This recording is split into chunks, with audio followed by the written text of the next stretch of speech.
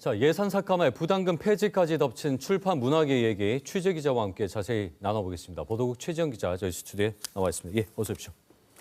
자, 일단 올해 줄어든 출판계 예산 얘기부터 해보죠. 지역 서점 문화활동 지원 사업 등이 폐지가 되거나 삭감이 됐다고요?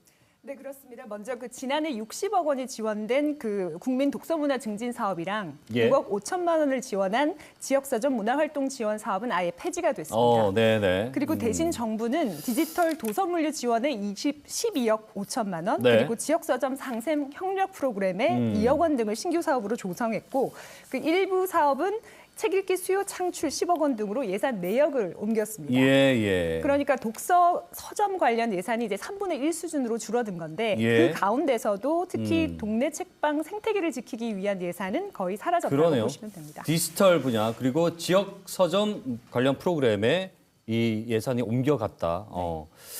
정부가 이 도서 정가제 완화 카드까지 꺼내 들었는데 뭐 동네 책방들이 반발하는 이유 뭐 뻔하겠죠. 좀 어떻게 좀 이해하면 될까요? 네, 일단 도서 정가제라는 거는 정기 간행물 그 정가에서 최대 15%까지만 할인해서 판매하도록 하는 제도인데요. 네. 왜냐하면 대형 인터넷 서점과의 그 할인 경쟁에서 동네 책방을 지키기 위한 한계선 같은 거라고 보시면 됩니다. 특히 이제 프랑스, 독일 같은 이제 유럽에서는 오히려 책값을 올려서 동네 책방을 유지할 수 있게 하는 그런 정책을 펴고 있는데요. 그래요? 예. 이제 우리는 좀 반대로 가고 있죠. 왜냐하면 이번 정부가 웹툰과 웹소설을 도서 정가제 적용 대상에서 아예 빼고 동네 책방에만 15% 넘게도 할인 판매할 수 있게 한다는 건데요. 오히려 여력이 없는 동네 책방에 도움이 되지 않는다는 불만이 나오고 있습니다.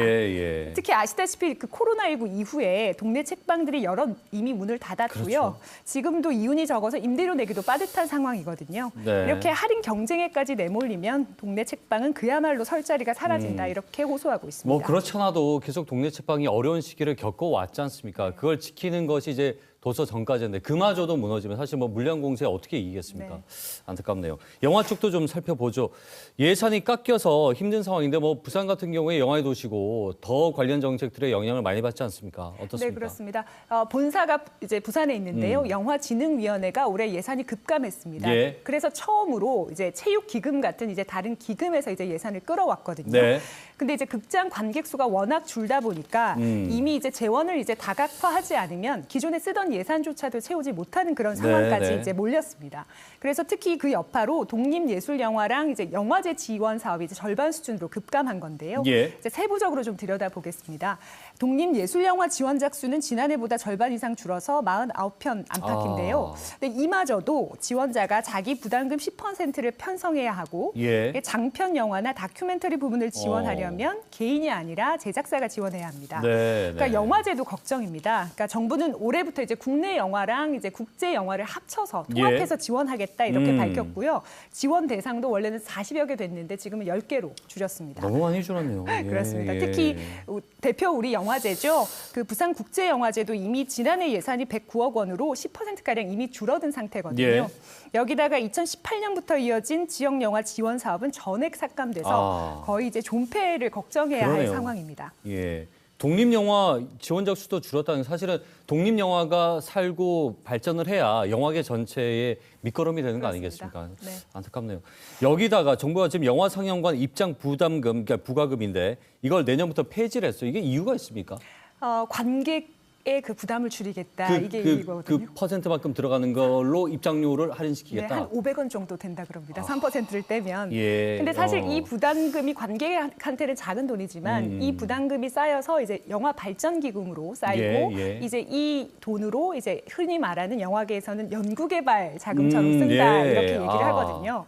그래서 이제 이 돈으로 지역 영화 기획도 하고 제작도 하고 개봉도 지원하고 특히 아까 말한 영진이의 다양한 사업 또 영화제 예산 같은 것도 대부분 이 예산에서 이 기금에서 나오게 되는 겁니다. 그런데 이제 정부가 이 부담금 폐지를 하면서 이제 관객 부담을 줄이면 영화 산업을 더 빨리 회복하게 할 수 있다 이렇게 설명을 했는데 이제 영화계에서는 좀 비판이 쏟아지고 있습니다. 왜냐하면 이제 온라인 동영상 서비스가 확산되면서 이미 영화계는 위기 상황인데요.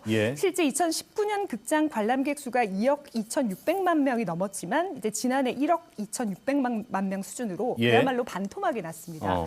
특히 이제 스크린에 걸 작품들도 대거 이제 OTT로 몰리면서 영화관이 이제 상영장마저 찾기 힘들어졌고요. 이제 재밌는 상황이 그래서 벌어지고 있는 게 대형 멀티플렉스가 워낙 적자가 심하다 예, 보니까 이제 이걸 클라이밍이나 농구장 같은 공간으로 개조까지 하고 있는 상황이거든요. 사실 K 콘텐츠의 경쟁력은 다양성에서 나오는다고 할 수 그렇죠. 있는데 이제 당장 돈이 안 된다는 이유로 예산을 줄여서 이제 꾸준히 개발하고 키워야 할 내부 구조를 이렇게 망가뜨리면 한국 영화의 미래를 기대하기 어렵다는 목소리가 커지고 있습니다. 네. 이제 특히 코로나19 이후에 오히려 유럽 같은 경우는 그 조 단위의 그 지원을 출판 문화업계에 지금 하고 있거든요. 그러니까 웅크렸던 맞아요. 그 예술계를 좀 살리기 위해서 그렇죠. 그렇습니다. 그래서 어느 때보다 우리 어. 지금 정부의 세심한 지원이 이 업계에 필요한 상황입니다. 그렇군요. 아니 아까 500원이라고 말씀하셨는데 그게 실제 관객 수가 떨어지는 이유가 입장료가 비싸서인 분들도 있겠지만 과연 그게 유의미한 정도인가? 그리고 그걸 벌이는 기회비용이 과연 합당한 것인가를 따져볼 필요가 있겠군요. 네, 맞습니다. 알겠습니다. 좀 장기적 안목을 갖고 접근하는 게 좋을 것 같은데 말씀 여기까지 듣죠. 고맙습니다.